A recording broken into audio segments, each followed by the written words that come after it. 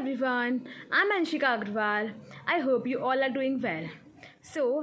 Today's topic is a case law of merit versus merit, which is based on intention to create legal relationship.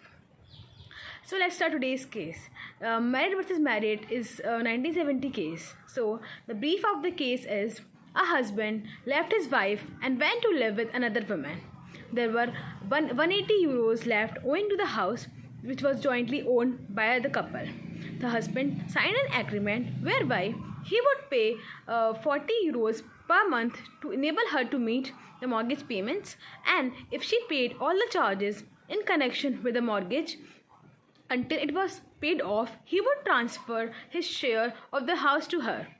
When the mortgage was fully paid, she brought an action for a declaration that the house belonged to her.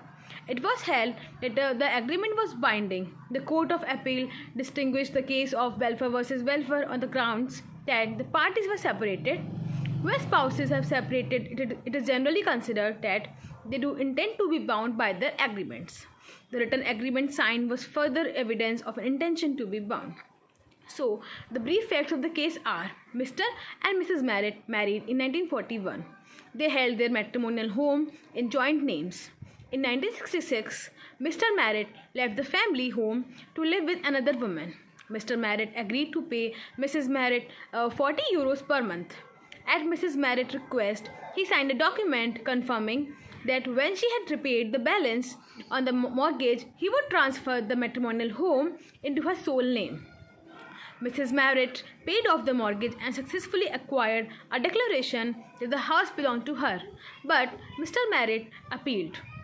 So, the submission of appellates in this case were: the defendant, John Bertram Merritt, appealed against the judgment of Justice Stamp on May 14, 1969, adjourning that the plaintiff, Millicent John Merritt, was entitled to a declaration that she was the sole beneficial owner of the freehold property known as 133 Clayton Road, Hook, Surrey, and ordering that the defendant join with the plaintiff in transferring the property to the plaintiff. The grounds of appeal were that the judge misdirected himself in law in holding that the parties intended to enter into legal relations. That he misdirected himself in holding that the agreement between the parties was legally binding and enforceable too. In holding that there was valid consideration for the contract, and in failing to declare that the plaintiff held the property on trust for the plaintiffs and the defendant. So the respondent submission were: Mrs. Merritt argued that given they were in the process of separating, the presumption of there being no intention to create legal relations did not apply. She claimed there was every intention of creating legal relations, and her having paid off all expenses on the home and finishing off the mortgage payments amounted to consideration. So, legal issue in this case was whether valid conflict existed between the defendant and the plaintiff. In this case, the judgment was: the Court of Appeal held that nature of the dealings and the fact that the Merritts were separated when they signed their contract allowed to the court to assume that their agreement was more than a domestic arrangement. So, first point taken on this behalf by counsel for the husband was that the agreement was not intended to create legal relations. It was, he says, a family arrangement such as was considered by the court in Welfare versus Welfare and in Jones versus Pellerton. So, the wife could not sue on it.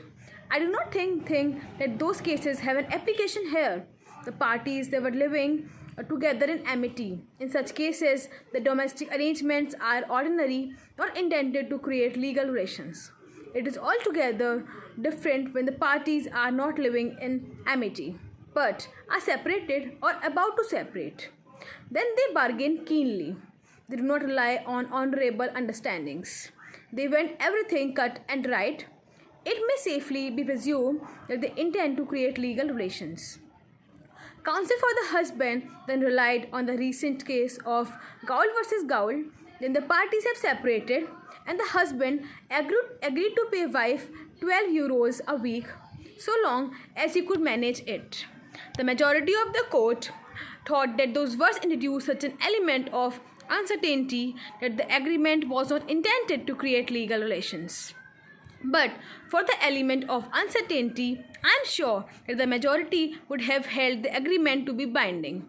They did not differ from general propositions which I stated.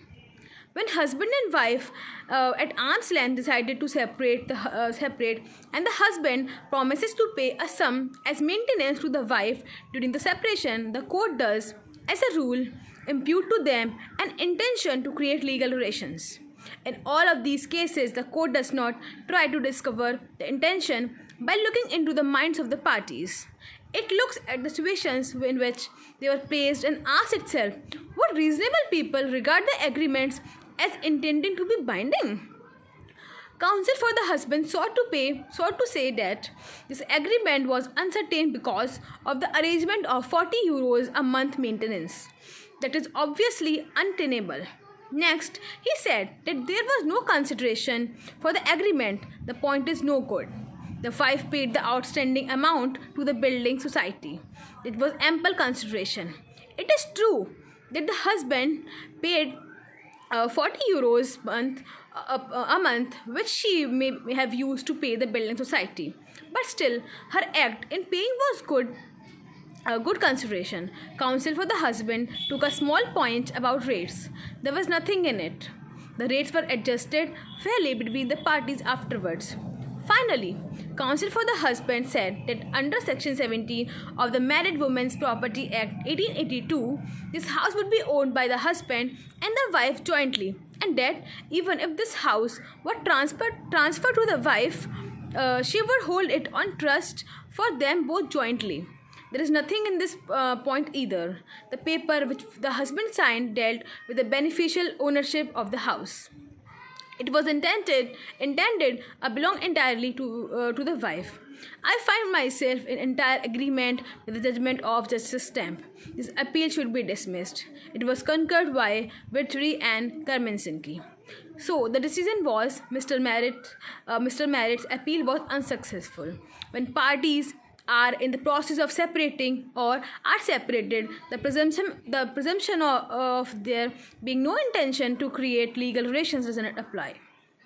The arrangement was sufficiently certain to be enforceable, and the paying of the mortgage was ample consideration for Mr. Merritt's promise. Mrs. Merritt was entitled to the matrimonial home entirely. The court held that the presumption in domestic arrangements could be rebutted where there was evidence of an intention to create legal relations. So this was the case of Merritt versus Merritt. I hope the case is clear to you all. In case of any doubt, do write in the comment section. Thank you. Stay safe.